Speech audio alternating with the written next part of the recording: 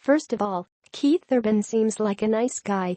I like and respect him insofar as I appreciate that he is making Nicole Kidman much happier than she was when she was married to a Scientologist.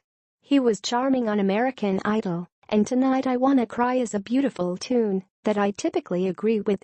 Unfortunately, whether or not Keith Urban is a nice guy isn't really useful information to me, a young woman who has listened to his new song Female, a response to the recent flood of sexual assault allegations against Harvey Weinstein, and is now bleeding profusely from the eyes, nose, and ear canals.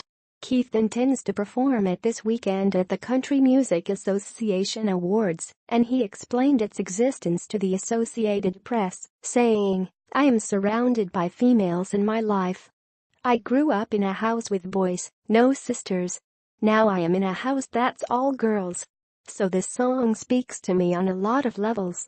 I have absolutely no idea what that means, so let's just pivot and dig into the actual lyrics of beautiful new song Female, which is about females. Keith Urban is surrounded by them in his life. I forgot to mention it earlier, but in addition to the blood, all of my teeth have fallen out. It's a problem, and I'll deal with it later." Here's the first verse of Female. When you hear somebody say somebody hits like a girl, how does that hit you? Is that such a bad thing? When you hear a song that they play saying you run the world, do you believe it? Will you live to see it? So far, no one has been bold enough to add an annotation to this verse of Female on its Genius page.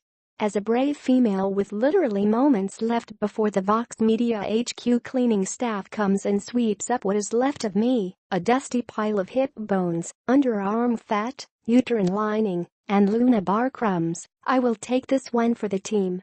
This verse of Female references Beyoncé's 2011 single Run the World, Girls, which Keith Urban sort of doubts the general message of. This is, I will use one of my last breaths to say, an extraordinary way for a man to begin a song. There are no annotations on this verse yet either. I'm not sure what's stopping people from waiting in here. Maybe it's Keith's choice to put sexual assault on the same plane as vaguely rude readings of Bible stories. Maybe it's the insertion of creationism into a song that is otherwise not really about disproved science. Maybe we are all just thinking quietly to ourselves about how best to answer Keith's several questions.